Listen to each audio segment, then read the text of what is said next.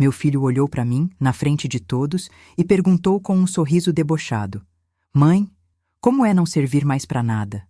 O silêncio que caiu naquela mesa foi tão pesado que parecia sugar o ar da sala. Minha nora fingiu procurar algo no celular. Meu marido tossiu e olhou para o prato como se ali tivesse a resposta para tudo. Meu neto de 6 anos parou de mexer no garfo e me encarou com aqueles olhinhos curiosos, esperando. Esperando o quê? Que eu abaixasse a cabeça? Que eu pedisse desculpas por existir? Que eu saísse da mesa chorando como sempre fiz nos últimos anos? Mas dessa vez não. Eu respirei fundo.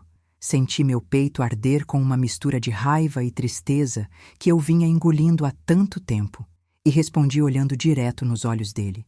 E você, Ricardo? Como é saber que a partir de agora não vou mais pagar suas contas? A cara dele mudou na mesma hora. O sorriso escorregou do rosto como água escorrendo. Ele piscou rápido, como se tivesse ouvido errado, como se eu tivesse falado em outra língua. Minha nora, Jéssica, levantou os olhos do celular pela primeira vez na noite inteira. Meu marido, Antônio, me olhou assustado, boca entreaberta. E meu netinho, inocente como só criança consegue ser, perguntou baixinho: O que é pagar contas, vó? Eu levantei da mesa com toda a calma que eu consegui reunir, dobrei o guardanapo que estava no meu colo com mãos que tremiam um pouco, coloquei ao lado do prato ainda cheio de comida e saí. Não corri, não chorei, não bati porta, só saí. E enquanto subia as escadas para o meu quarto, cada degrau parecendo mais pesado que o outro, ouvi Ricardo sussurrar nervoso para Jéssica: Ela tá de brincadeira, né? Ela sempre faz esse drama. Não estava, não era drama. E isso foi só o começo. Antes de continuarmos, não se esqueça de se inscrever no canal e me contar nos comentários de qual cidade ou país você está ouvindo. Eu adoro saber até onde essas histórias chegam. Sabe aquele momento em que você finalmente enxerga a verdade? Não a verdade que você quer ver. Não aquela verdade cor-de-rosa que a gente inventa para conseguir dormir à noite, mas aquela verdade crua que sempre esteve ali, na sua frente, te olhando com desdém enquanto você fingia não perceber? Foi o que aconteceu comigo naquele jantar. Eu tinha 58 anos, 3 décadas de trabalho duro nas costas, cada ano pesando como uma pedra. Uma casa quitada que eu mesma paguei, tijolo por tijolo, suor por suor. E um filho adulto de 35 anos que vivia como se eu fosse o caixa eletrônico dele. Um caixa eletrônico que nunca cobrava taxa, nunca reclamava, nunca fechava. Ricardo nunca precisou lutar por nada na vida. E eu sei muito bem que a culpa também é minha. Eu facilitei demais. Eu abri todos os caminhos, aplainei todas as estradas, tirei todas as pedras. Paguei faculdade particular quando ele nem sabia direito o que queria estudar. Paguei o primeiro carro quando ele tinha 18 anos e queria impressionar as meninas. Paguei o apartamento, a entrada do segundo carro, o casamento dele, a lua de mel em Cancún, os móveis planejados, os eletrodomésticos de última geração, a escola particular do meu neto. Tudo. Sempre tudo. Porque eu achava, no fundo do meu coração, que era isso que mães fazem. Que amor é dar sem esperar nada de volta. Que ser boa mãe é se sacrificar até não sobrar nada de você. Mas sabe o que eu recebi de volta? Desprezo. Desprezo disfarçado de brincadeira. Desprezo embrulhado em sorrisos tortos. Desprezo servido no jantar de domingo. Me formei em contabilidade com louvor, porque eu não tinha o luxo de ser mediana. Abri meu próprio escritório aos 28 anos, num quartinho alugado que mais parecia um armário. Não foi fácil. Teve dia de eu almoçar pão com margarina para economizar os R$ 15 do restaurante. Teve mês de escolher entre pagar aluguel ou comprar o remédio da pressão. Teve noite que eu chorei de cansaço, de medo, de solidão. Mas eu venci. Sozinha, com minhas próprias mãos, eu venci. Meu marido, Antônio, sempre foi um homem bom, mas acomodado. Ele trabalha como representante comercial há mais de 20 anos. Ganha o dele, paga as contas básicas da casa, mas nunca se preocupou muito com o futuro. Nunca foi de planejar. Nunca foi de guardar.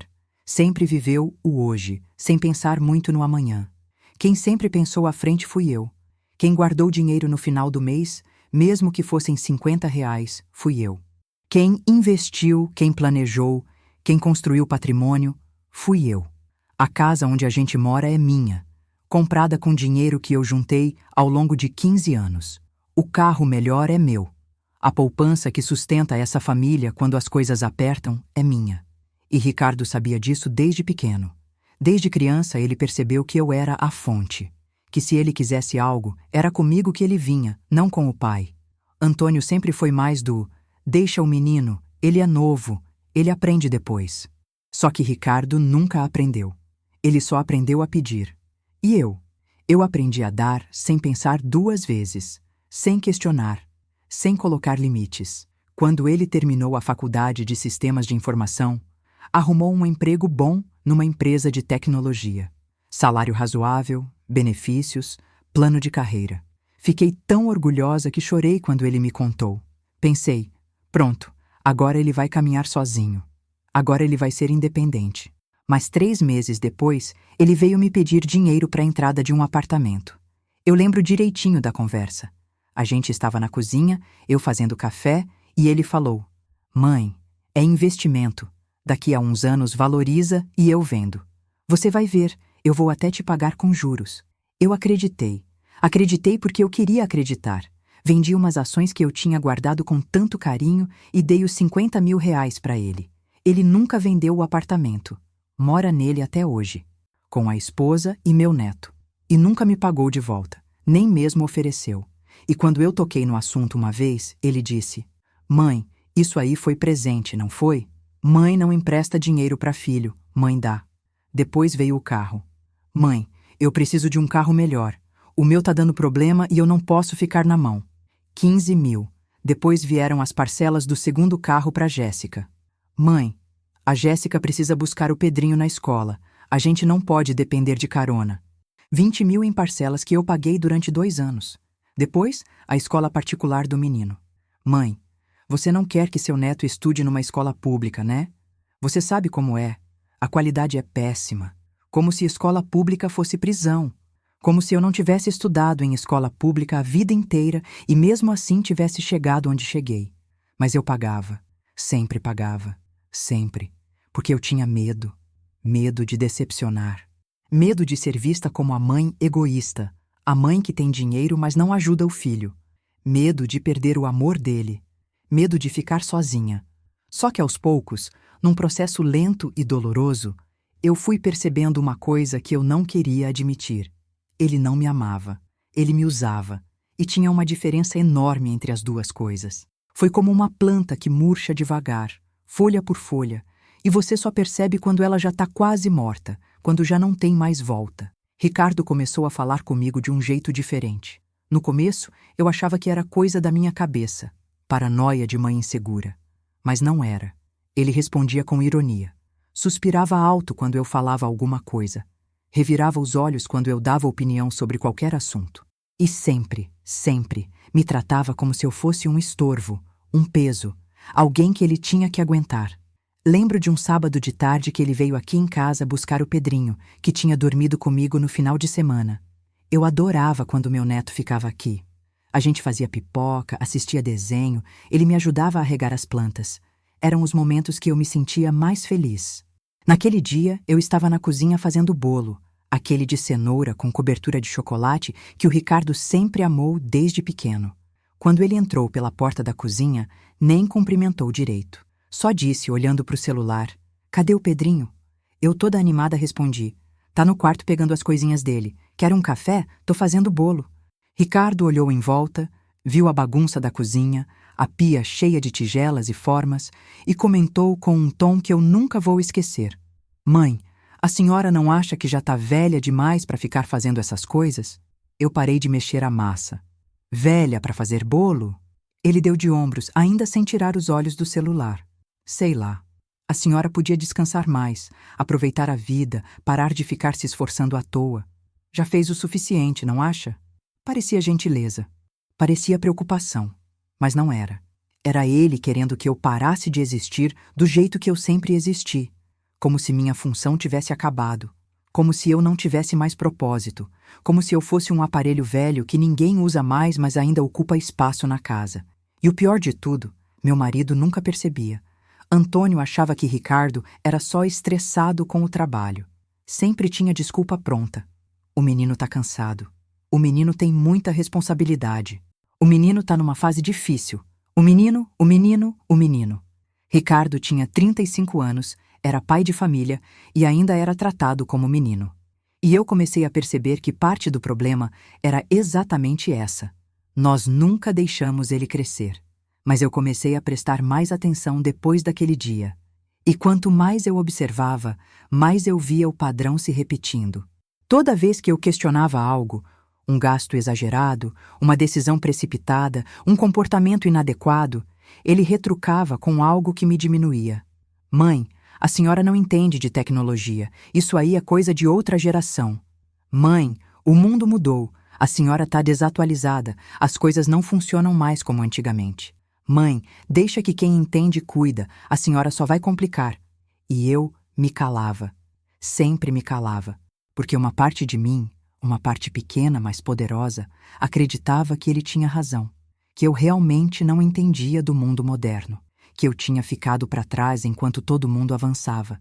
Que minhas opiniões eram ultrapassadas, minhas preocupações eram exageradas, minha presença era desnecessária. Mas eu não tinha ficado para trás. Eu só tinha ficado quieta. Quieta demais. E o silêncio, eu descobri tarde demais, é a pior forma de desaparecer. Ricardo parou completamente de me consultar sobre qualquer coisa que envolvesse a vida dele. Ele decidia sozinho e só me avisava, quando precisava que eu pagasse algo. Mãe, fechei matrícula do Pedrinho em natação. São 320 por mês. Pode colocar no débito automático? Não era pedido, não era conversa, era comunicado. Como se eu fosse o departamento financeiro da vida dele, não a mãe. E eu pagava. Sempre pagava. Porque eu tinha medo do que aconteceria se eu dissesse não. Minha nora, Jéssica, sempre foi educada comigo. Nunca me destratou abertamente, mas também nunca demonstrou afeto verdadeiro. Ela me cumprimentava com um beijinho no rosto, sempre perguntava: como a senhora está? Mas eu sentia que era automático, protocolo, não interesse genuíno. Eu era a sogra que resolvia problemas, a mulher que pagava as contas quando o dinheiro apertava no final do mês, a avó que ficava com o Pedrinho quando eles queriam sair. Só isso. Minha função era utilitária. Teve uma tarde que eu estava na casa deles, ajudando a organizar as coisas do bebê que estava a caminho. Jéssica estava grávida de 3 meses na época. A gente estava dobrando roupinhas, e eu comentei, tentando puxar assunto. Jéssica, você acha que o Pedrinho está passando tempo demais na frente de tela? Eu vejo que ele fica muito no tablet. Ela sorriu daquele jeito cordial e frio, sem parar de dobrar as roupas. Relaxa, sogra. A gente sabe o que está fazendo. Hoje em dia é diferente. As crianças já nascem mexendo em tecnologia. A gente. Ela sempre falava a gente. Nunca nós. Nunca me incluía no nós. Era sempre a gente sabe, a gente decidiu, a gente acha melhor. Como se eu não fizesse parte daquela família. Como se eu fosse uma pessoa de fora. Uma intrusa na vida do meu próprio filho e do meu próprio neto. Antônio. Antônio vivia no mundo dele. Ele acordava, ia trabalhar, voltava, jantava vendo jornal, via um pouco de televisão e ia dormir. Não percebia nada do que estava acontecendo comigo. Ou fingia não perceber porque era mais fácil assim, mais confortável, menos trabalhoso. Eu tentava conversar com ele às vezes. Antônio, você não acha que o Ricardo está me tratando diferente? Ele respondia sem tirar os olhos da TV.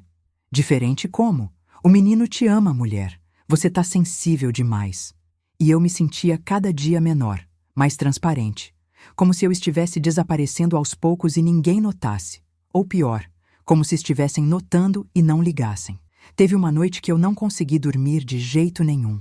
Fiquei olhando para o teto do quarto, para o ventilador girando devagar, lembrando de tudo que eu fiz pela minha família ao longo de 3 décadas.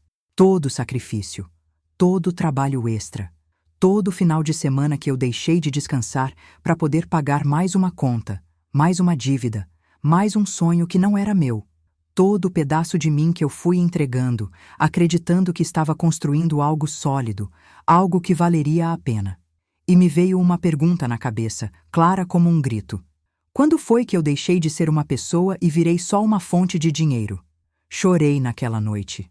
Mas foi um choro silencioso, sufocado, daqueles que você abafa no travesseiro para ninguém ouvir. Antônio dormia do meu lado, roncando tranquilo, alheio a tudo. E eu ali, me desmanchando em lágrimas, sentindo uma solidão que doía no corpo inteiro. Porque até para chorar eu tinha vergonha. Vergonha de estar fraca, vergonha de me sentir usada, vergonha de admitir que meu próprio filho não me respeitava, que eu tinha virado apenas um meio, não um fim. Mas algo começou a mudar dentro de mim naquela madrugada. Algo pequeno, mas persistente.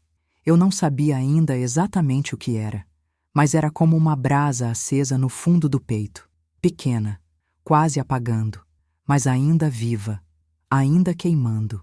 Frango assado com batatas, aquele que leva vinho branco e alecrim, farofa completa, com bacon, passas e castanhas, arroz soltinho, feijão temperado do jeito que o Ricardo gostava, salada caprichada com 3 tipos de folha, e de sobremesa, pudim de leite, tudo feito com carinho, com aquela esperança boba de que a comida pudesse aproximar as pessoas, de que sentar à mesa junto pudesse significar alguma coisa.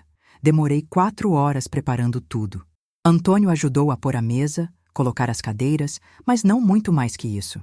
Ricardo, Jéssica e Pedrinho chegaram 12:15, 15 minutos atrasados como sempre. Ricardo entrou pela porta reclamando, antes mesmo de cumprimentar.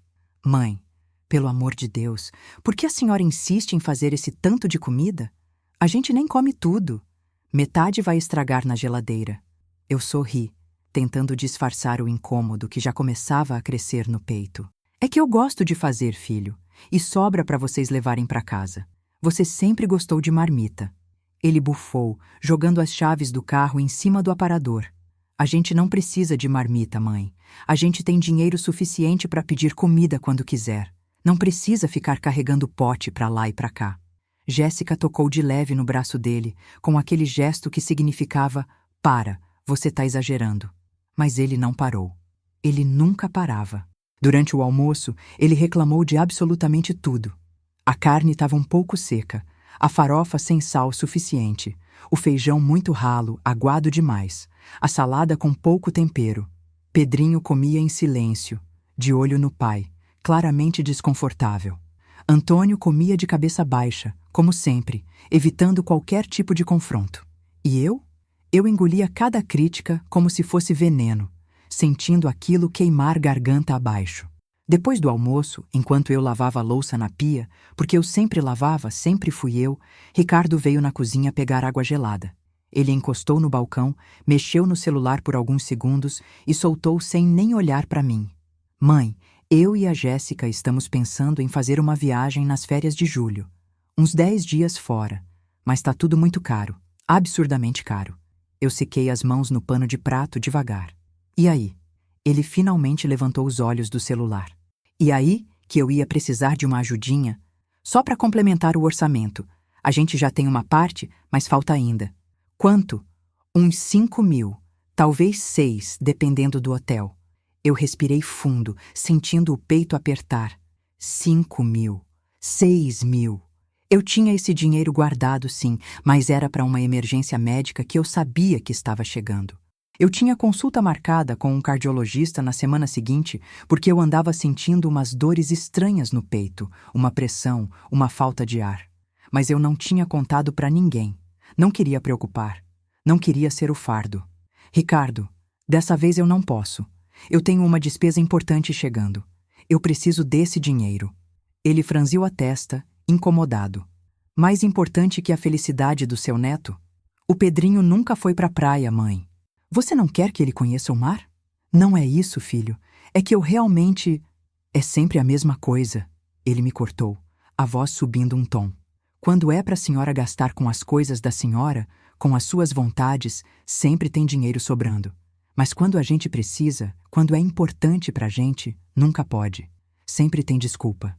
Eu senti uma raiva começar a ferver por dentro, algo que eu não sentia há muito tempo.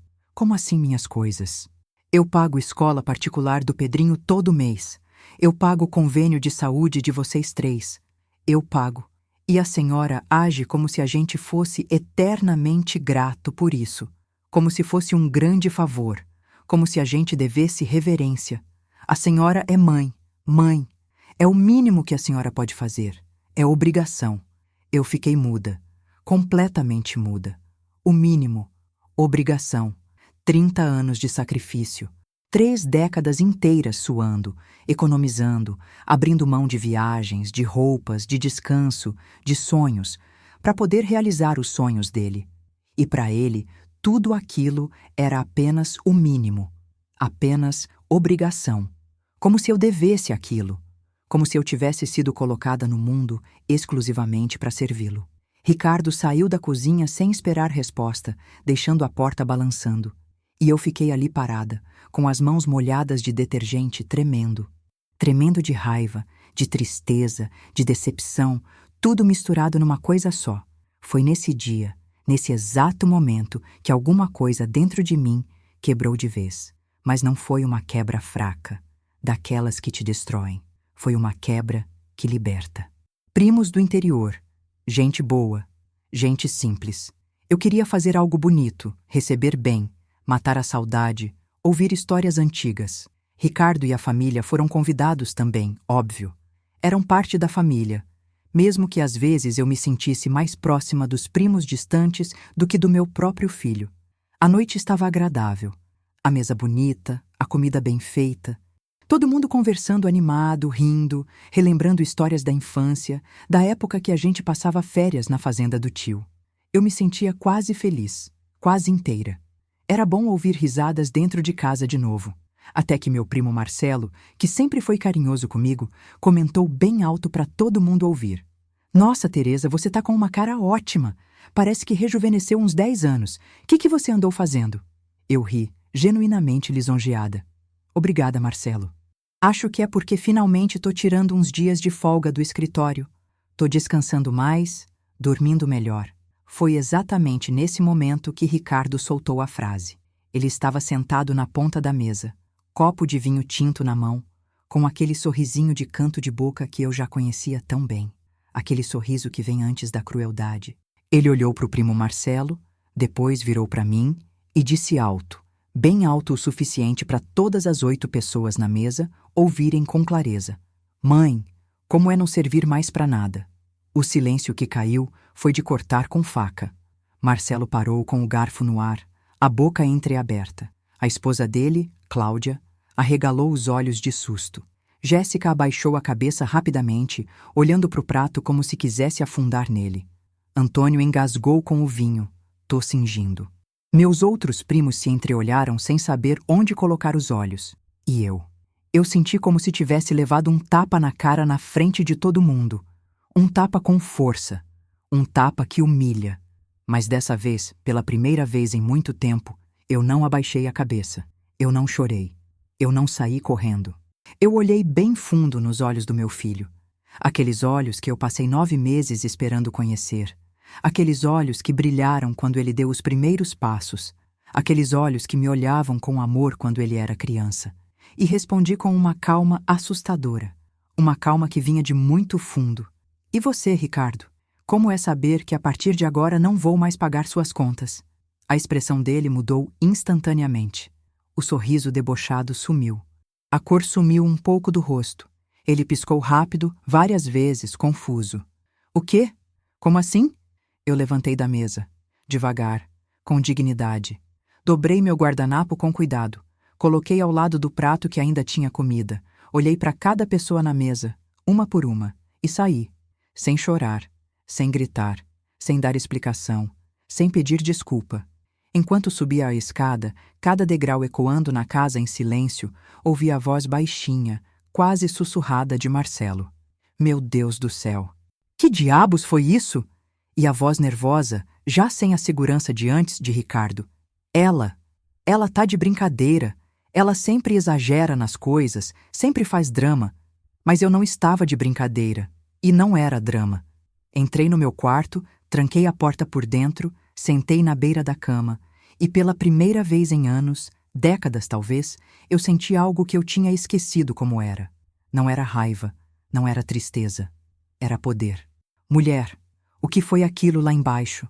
Eu sentei na beira da cama, de braços cruzados, olhando firme para ele. Foi exatamente o que você ouviu, Antônio. Mas você não pode falar sério. Cortar tudo assim de uma vez, do nada? Do nada? Eu levantei a voz sem perceber. Antônio, isso não é do nada. Isso vem se acumulando há anos. Você que nunca quis ver. Ele abriu os braços, exasperado, andando de um lado para o outro no quarto. Porque ele é nosso filho, Teresa. Nosso filho, ele depende da gente.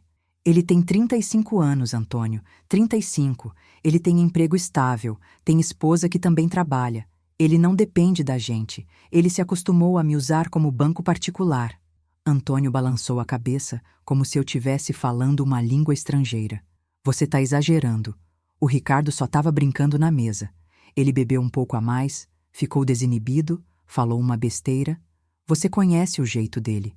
É, eu conheço o jeito dele. Minha voz saiu fria. E é exatamente por isso que eu vou parar de sustentar esse jeito. E como você pretende fazer isso? Ele me olhou como se eu tivesse enlouquecido completamente. Eu respirei fundo antes de responder. Vou cancelar o convênio de saúde que eu pago para ele, para Jéssica e para o Pedrinho. Vou parar de pagar a mensalidade da escola particular. Vou cancelar a transferência automática que eu faço todo mês para a conta dele. Vou parar de dar dinheiro toda vez que ele aparece aqui pedindo. Acabou, Antônio. Simplesmente acabou. Antônio ficou me olhando com uma mistura de choque e descrença.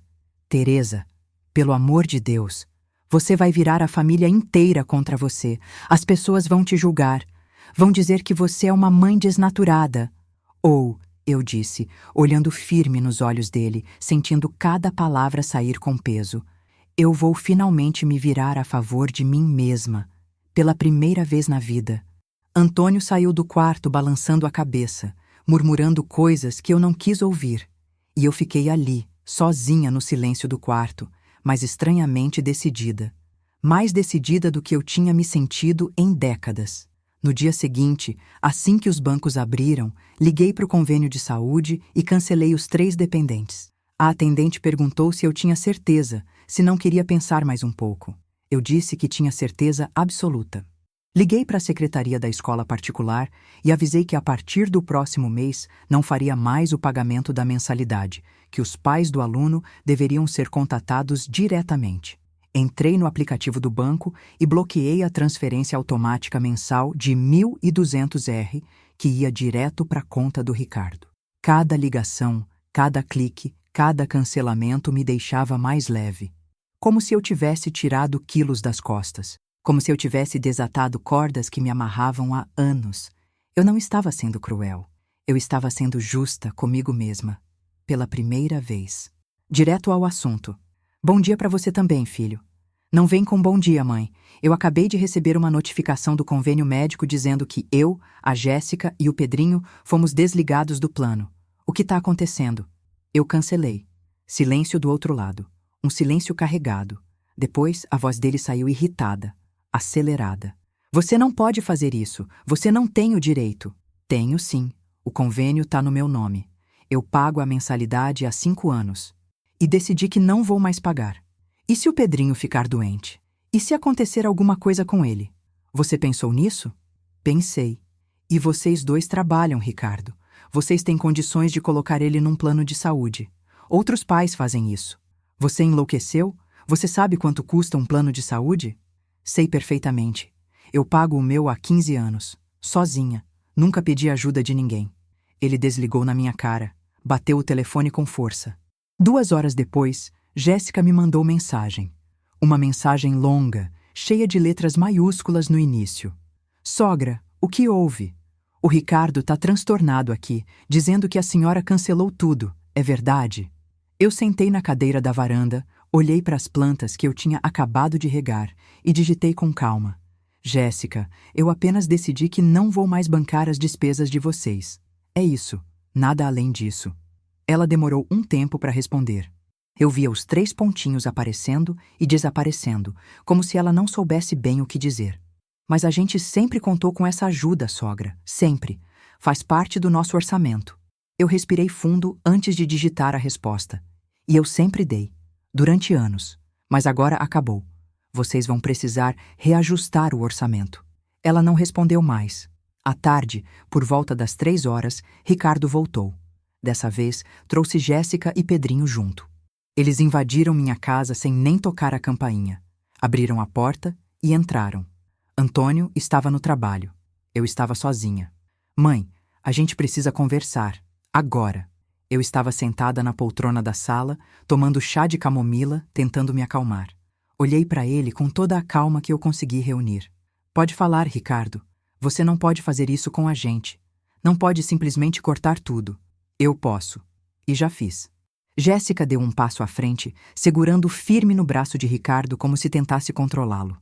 Sogra, a gente entende que a senhora ficou chateada com o que o Ricardo falou no jantar. Foi muito infeliz da parte dele. Muito.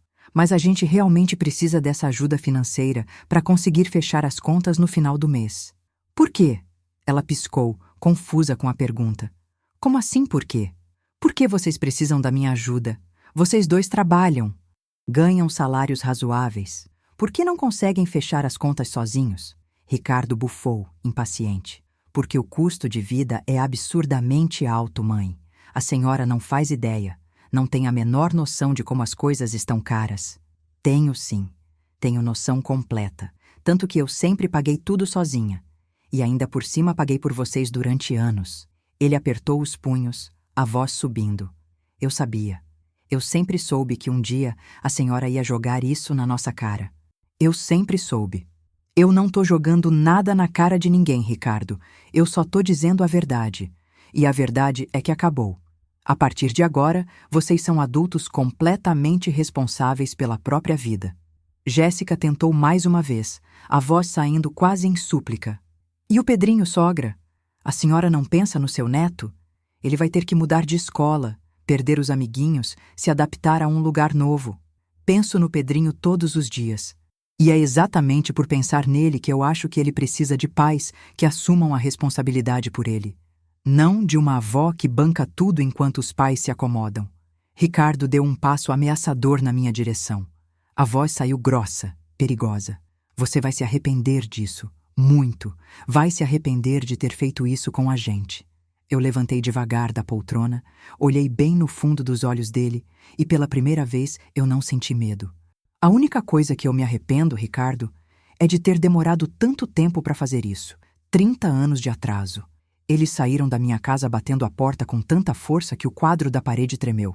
E eu, pela primeira vez em muitos e muitos anos, não senti vontade nenhuma de correr atrás.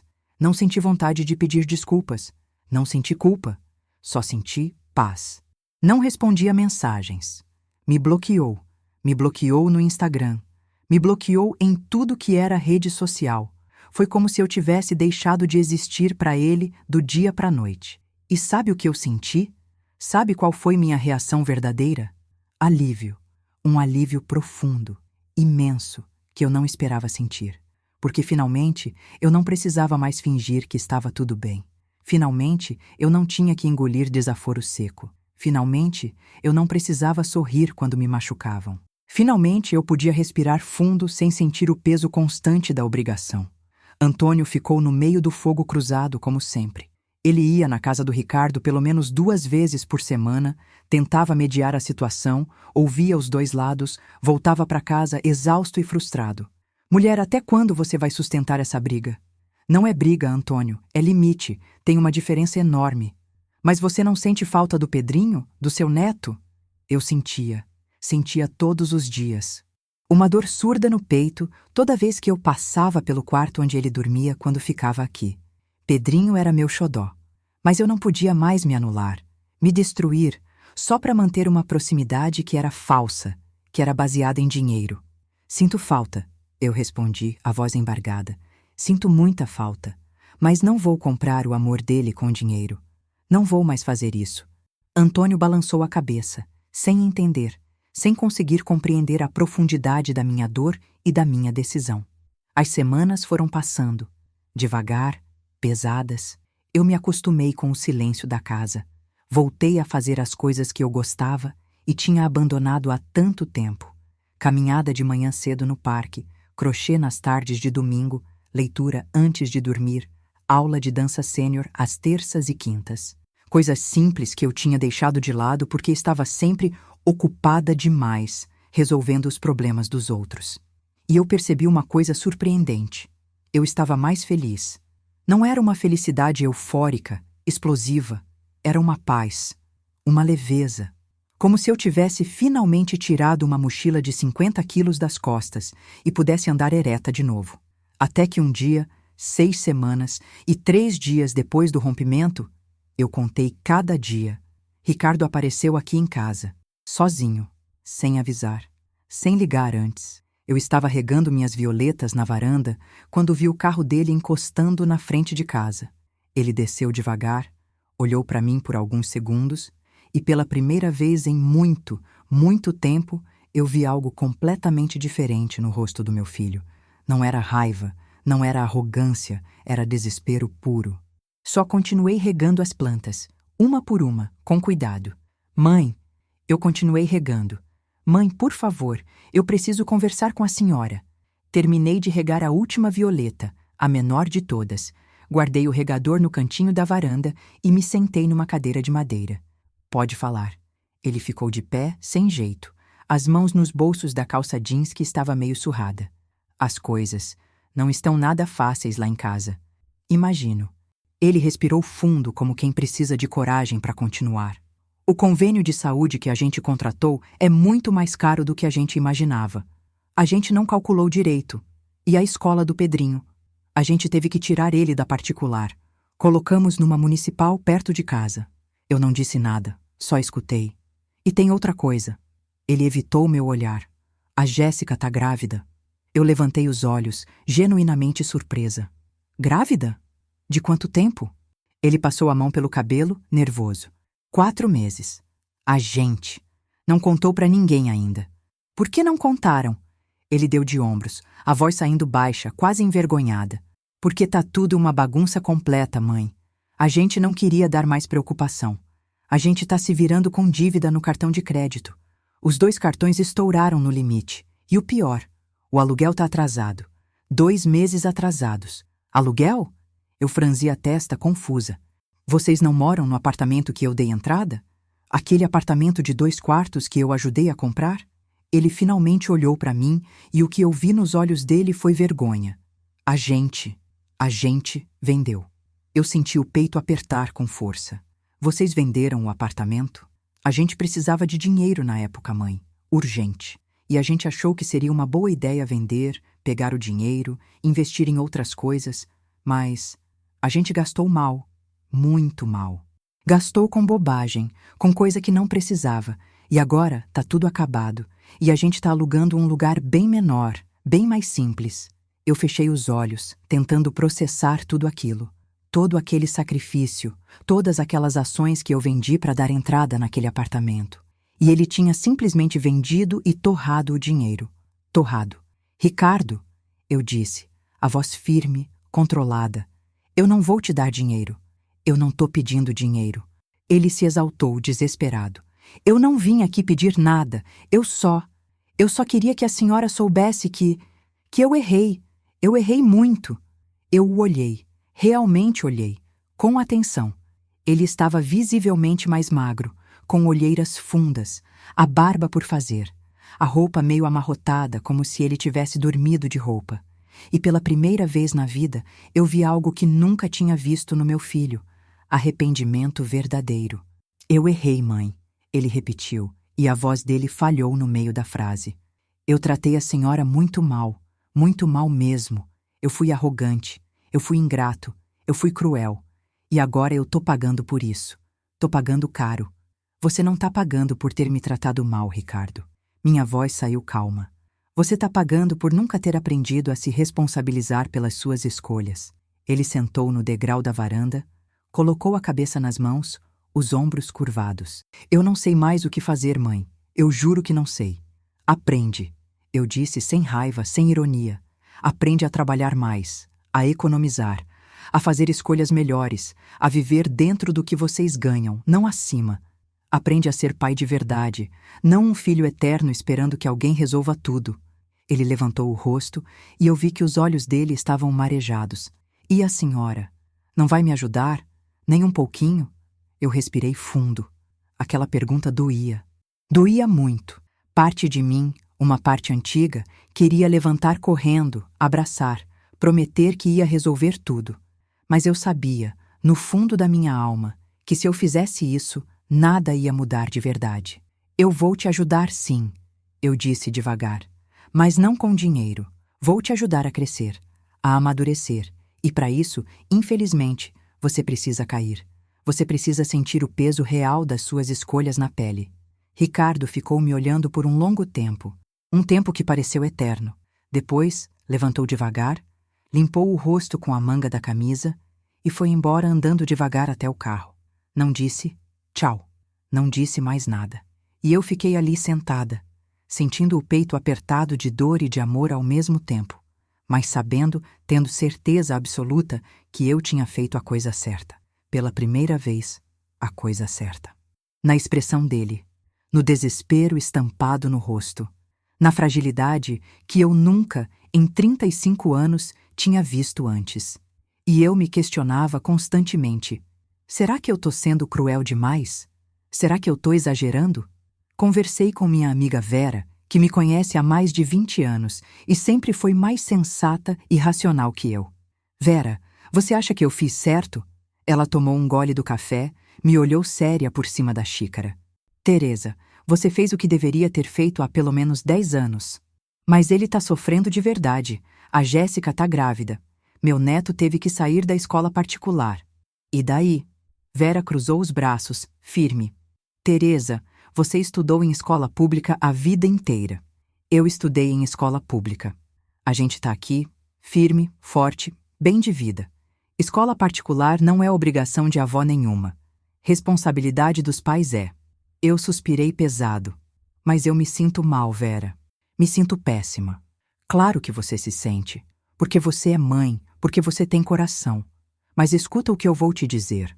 Não confunde amor com rendição. Amor de verdade não é se anular completamente.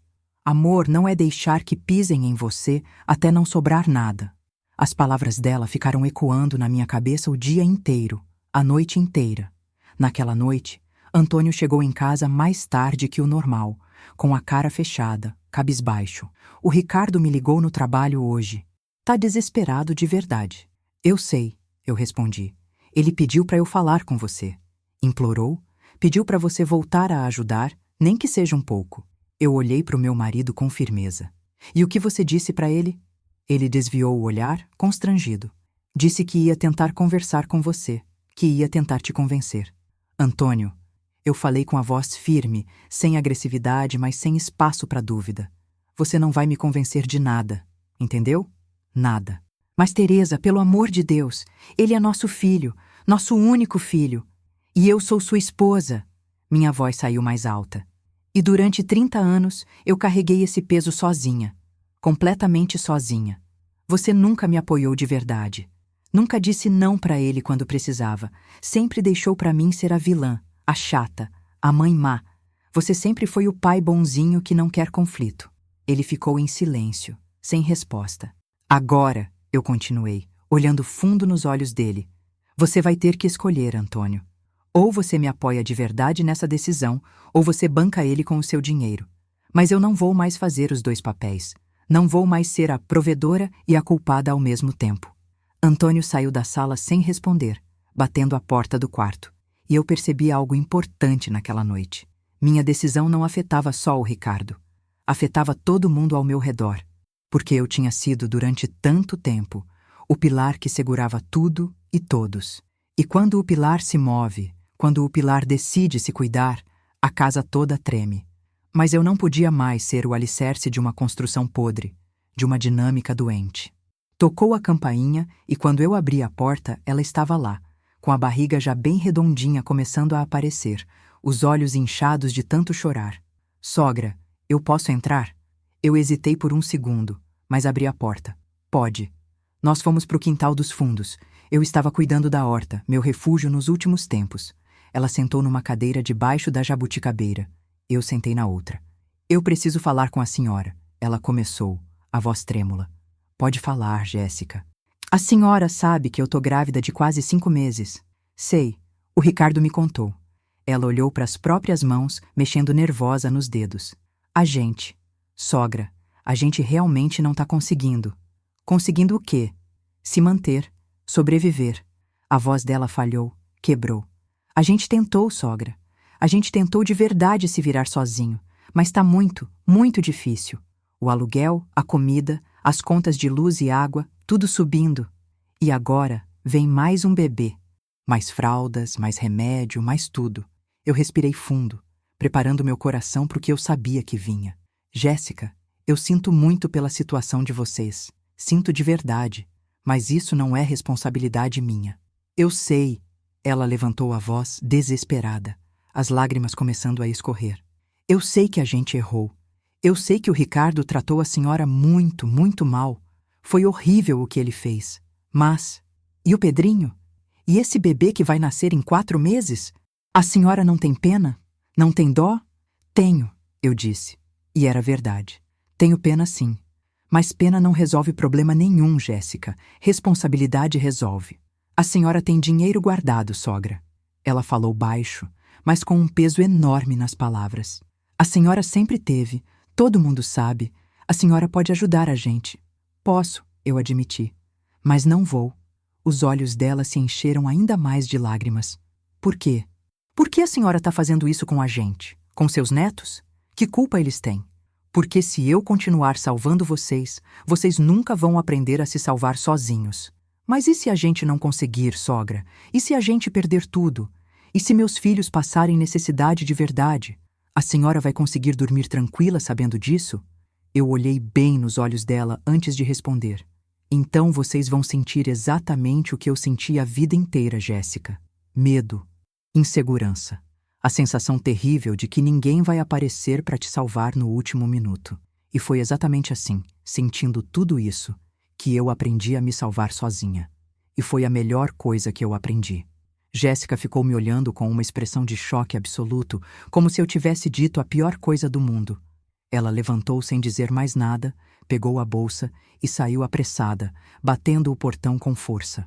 E eu fiquei ali sentada no meio da minha horta, cercada de tomates e alfaces, sentindo o peso gigante da minha escolha. Mas mesmo assim, mesmo sentindo aquela dor no peito, eu não voltei atrás. Estava visivelmente maior, crescendo rápido como toda criança cresce. E eu não estava lá para ver. Não estava lá para viver aquilo com ele. Doía. Doía profundamente. Mas eu me mantive firme na minha decisão. Até que num domingo de manhã, bem cedinho, a campainha tocou. Quando eu abri a porta, era Ricardo. Mas ele estava completamente diferente do que eu esperava. Ele não estava com cara de desespero. Não estava com raiva no olhar. Não estava com aquela arrogância de sempre. Ele estava sério, maduro, como se tivesse envelhecido anos em poucos meses. Mãe, eu posso entrar? Por favor. Eu abri a porta sem dizer nada. Nós sentamos na sala. Ele ficou em silêncio por um tempo longo, só olhando para as próprias mãos, como se procurasse as palavras certas. Eu arrumei um emprego melhor. Ele disse finalmente, a voz baixa, mas firme. Eu não falei nada, só escutei. Tá sendo muito puxado. Trabalho 10, 11 horas por dia. Mas ganho quase o dobro do que eu ganhava antes. A Jéssica voltou a trabalhar meio período home office para poder ficar com o Pedrinho. A gente mudou para um apartamento bem menor, bem mais barato, num bairro mais afastado. Não tem portaria, não tem piscina, não tem nada daquilo. Mas cabe no nosso bolso. E, mãe, a gente tá conseguindo. A gente tá se virando. Que bom, eu disse. E era sincero. Fico muito feliz de ouvir isso. O Pedrinho tá numa escola municipal perto de casa. No começo ele estranhou bastante, ficou meio perdido. Mas agora ele tá adorando. Fez um monte de amigos novos. Amigos de verdade, sabe? Não aqueles amiguinhos de escola particular que só querem saber de roupa de marca. Eu sorri pela primeira vez.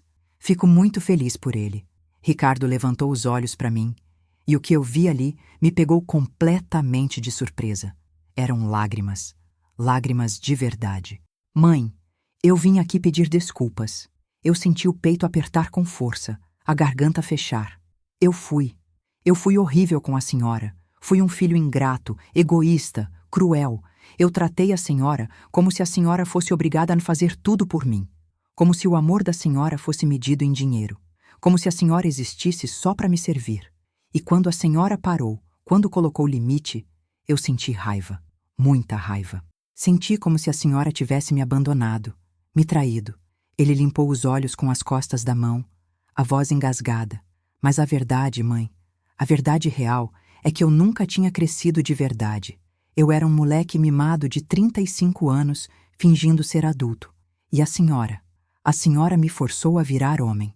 A senhora me obrigou a amadurecer. E eu odiei a senhora por um tempo por causa disso. Mas agora eu entendo. Agora eu agradeço. Eu não consegui mais segurar. As lágrimas começaram a escorrer pelo meu rosto. Eu não queria te machucar, Ricardo. Nunca foi sobre isso. Eu sei, mãe. Ele balançou a cabeça. Eu sei disso agora. Mas eu precisava ser machucado. Eu precisava cair de cara no chão para finalmente aprender a levantar sozinho. E foi a coisa mais difícil que eu já passei na vida. Mas também foi a melhor. Nós ficamos em silêncio por alguns minutos. Um silêncio diferente. Um silêncio de verdade, de reconexão. Depois, ele perguntou com a voz ainda trêmula: A senhora me perdoa? Eu me levantei da poltrona, atravessei a sala, fui até ele e o abracei. Abracei meu filho pela primeira vez em meses. E ele chorou. Chorou como eu nunca tinha visto. Chorou como criança. Mas não era mais criança. Era finalmente um homem. Eu te perdoo. Eu sussurrei no ouvido dele. Mas as coisas não vão voltar a ser exatamente como eram antes.